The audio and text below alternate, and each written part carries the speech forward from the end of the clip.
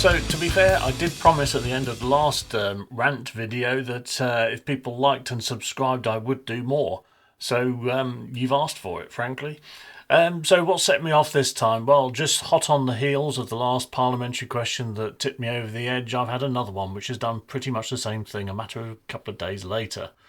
Now, this one is another parliamentary question, as before. This parliamentary question was one that was put forward through the House of Lords, this time by a non-affiliated peer by the name of Lord Truscott. And his question was to ask His Majesty's government what plans they have to ban all petrol and diesel motorcycles. Yes, he's literally asking, is the government going to ban petrol and diesel motorcycles?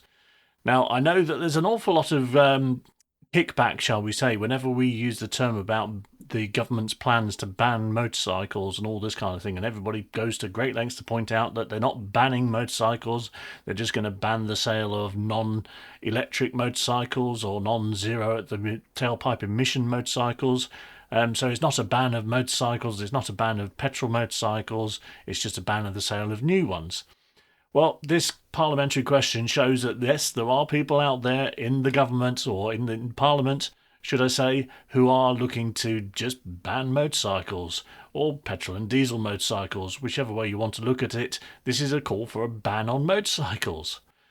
So what was the response? Obviously, the response has to come in writing. This one came from Lord Hendy of Richmond Hill, who's Minister of State for the Department of Transport that sits in the Lords. His response was quite, I suppose, reassuring in that he said that the government has no plans to ban all petrol and diesel motorcycles. But of course we can't read too much into this. Obviously we know that the proposals are on the table to end the sale of petrol and diesel motorcycles.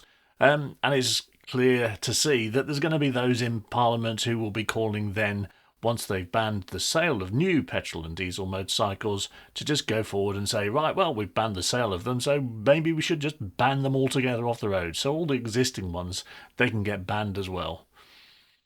So yes, if you think that there's not an awful lot of need to worry too much about the government's proposals to end the sale of petrol and diesel motorcycles, just bear this one in mind. There are lords in the House of Lords that are calling for an outright ban on all petrol and diesel motorcycles. I'm Colin Brown, and I'm opposed to any further government interference into the choice that I make as to which motorcycle I want to buy and which motorcycle I want to ride.